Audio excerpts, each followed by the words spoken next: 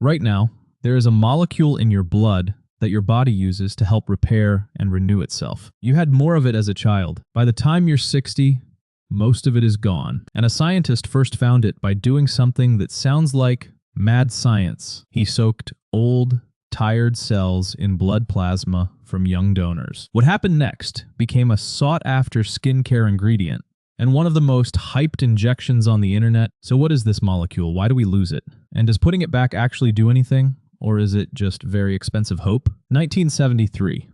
A researcher named Lauren Pickart at the University of California, San Francisco, he's puzzling over a strange difference. Take liver tissue from a young person, and it behaves one way.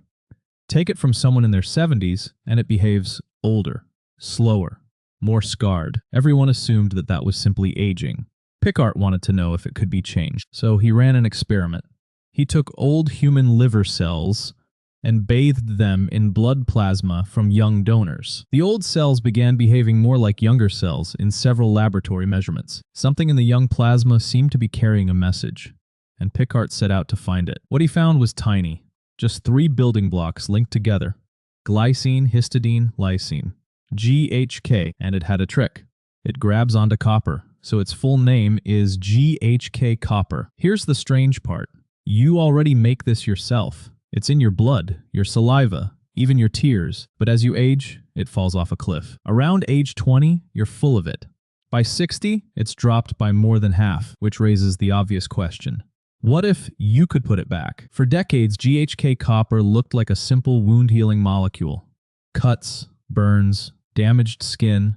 It seemed to help tissue rebuild itself. Then, modern gene research hinted at something bigger. This one tiny peptide may not do just a single job. In laboratory studies, it appears to influence the activity of a large number of genes, turning some up, turning some down, many of them tied to repair and maintenance. Collagen, antioxidant defenses, tissue repair, all associated with GHK-Copper in the lab. On paper, it looks like it may encourage some of the same repair pathways that are more active in younger skin. And in one place, the science mostly backs that up: on your skin. In human studies, a GHK-Copper cream raised collagen in about 70% of people. In one trial, it beat both vitamin C and retinoic acid, 2 of the most respected ingredients in all of skincare. A 2023 study found skin collagen density up around 28% in just 3 months. That's why copper peptides are suddenly in serums and creams everywhere.